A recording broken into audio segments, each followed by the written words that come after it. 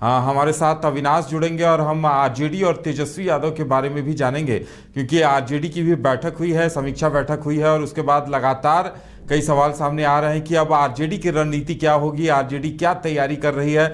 अविनाश, आपसे जानना चाहेंगे कि आरजेडी की तो बैठक हुई, लेकिन उसके बाद अब क्या कुछ चल रहा है और आरजेडी की रणनीति अब क्या है? नहीं, बिल्कुल, देखिए 2 दिवसीय बैठक हुई थी तेजस्वी यादव के आवास पर। पहले दिन जो बैठक हुई उसमें तेजस्वी यादव खुद नेतृत्व कर रहे थे।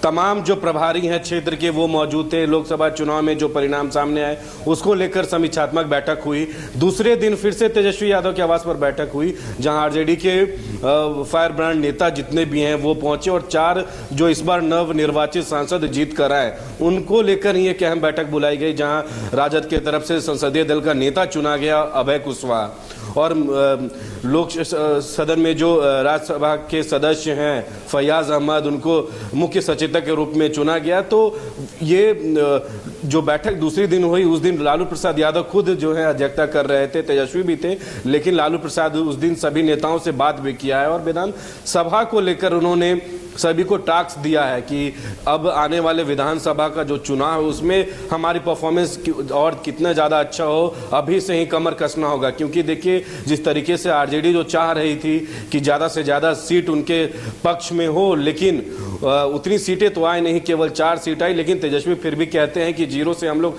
4 पर आए हैं। इंडिया गठबंधन के पक्ष में वोटिंग हुई है, जनता उनके साथ है, लेकिन अभी और ज़्यादा जो है असेंबली इलेक्शन में पता चलेगा। जिस तरीके से विधानसभा का जो चुनाव है उसमें जो है अभी से ही पार्टी को टास्क दे दिया गया है कि सभी लोग जो हैं अपने अपने क्षेत्रों में अभी से ही काम करें। और विधानसभा में क्योंकि तेजस्वी यादव ये जो लगातार कहते रहते हैं कि बिहार में चौंकाने वाला परिणाम आएगा, भले वो पहले से कहते रहे, लेकिन तेजस्वी ज़्यादा तैयारी जो है वो विधानसभा के लिए कर रहे हैं। उनको भी पता है कि आरजेडी बिहार में सबसे बड़ी पार्टी है और उनके विधायकों का संख्या जो है वो काफ़ी ज़्यादा, इस कारण से अब विधानसभा पर तेजस्वी का भी जो है नज़र है। और देखिए आज ये भी बात सामने आई है कि तेजस्वी यादव 15 अगस्त के बाद अब फिर से जनता के बीच में जाएंगे। जो उन्होंने जन विश्वास यात्रा निकाला था, बिहार के सारे जिला को उन्होंने भ्रमण किया था, वो 15 अगस्त के बाद अब तेजस्वी यादव आभार यात्रा निकालेंगे, यानी कि जनता के बीच में फिर से तेजस्वी जाएंगे। और ये लगभग तय है कि अक्टूबर नवंबर महीने में जो अधिसूचना भी जारी हो जाएगा विधानसभा चुनाव को लेकर। तो अब तेजस्वी का रणनीति कहीं ना कहीं विधानसभा चुनाव को लेकर भी है और 15 अगस्त के बाद वो अब आभार यात्रा पर निकलेंगे। उदय, अविनाश, इसके साथ गठबंधन भी एक अहम मसला होगा, क्योंकि कांग्रेस और मुझे लगता है मुकेश सहनी ये लोग गठबंधन में तेजस्वी यादव के साथ होंगे।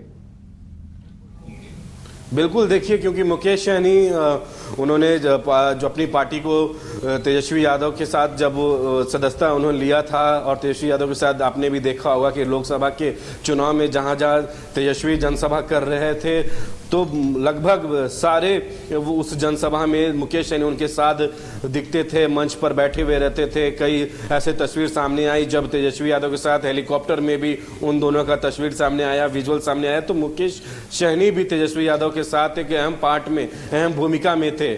और इस बार भी विधानसभा का जब चुनाव है तो तेजस्वी यादव के साथ मुकेश सहनी नजर आएंगे, क्योंकि महागठबंधन में कांग्रेस भी है।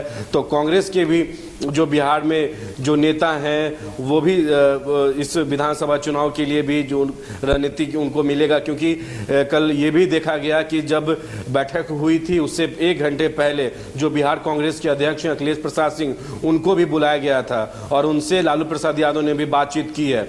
हालांकि कांग्रेस की तरफ से केवल अखिलेश प्रसाद सिंह आए थे और करीब आधे घंटे से 1 घंटे के बीच तक वो तेजस्वी यादव के आवास पर अंदर बैठे हुए थे, बातचीत हुई थी। उसके बाद अखिलेश सिंह निकले, उसके बाद आरजेडी के जितने प्रवक्ता हैं, विधायक हैं, पूर्व मंत्री हैं, वो सभी पहुंचे। तो कहीं ना कहीं अब असेंबली इलेक्शन के लिए भी महागठबंधन पूरी तरीके से, क्योंकि लालू प्रसाद यादव अभी भी पार्टी को नेतृत्व कर रहे हैं, तो अब कहीं ना कहीं जो ये पूरी गहमा गहमी है। और तेजस्वी क्योंकि उन्होंने यात्रा को निकालने का भी अब तैयारी कर लिया, उन्होंने बताया है कि 15 अगस्त के बाद दिन भी निर्धारित कर दिया जाएगा, समय, और ये ऐलान कर दिया जाएगा कि ये जो यात्रा होगी वो कितने चलेगी और 15 के बाद किस दिन वो यात्रा शुरू होगी। उदय, चलिए अविनाश, हमारे साथ जुड़ने के लिए और तमाम जानकारी देने के लिए आपका बहुत बहुत धन्यवाद। तो तेजस्वी यादव अब नई रणनीति बनाकर मैदान में उतरने की योजना बना रहे हैं। देखने वाली बात यह होगी कि क्या कुछ निकलकर सामने आता है। फिलहाल इतना ही, हमें दीजिए इजाजत और आप देखते रहिए न्यूज़ बाइस्कोप। नमस्कार।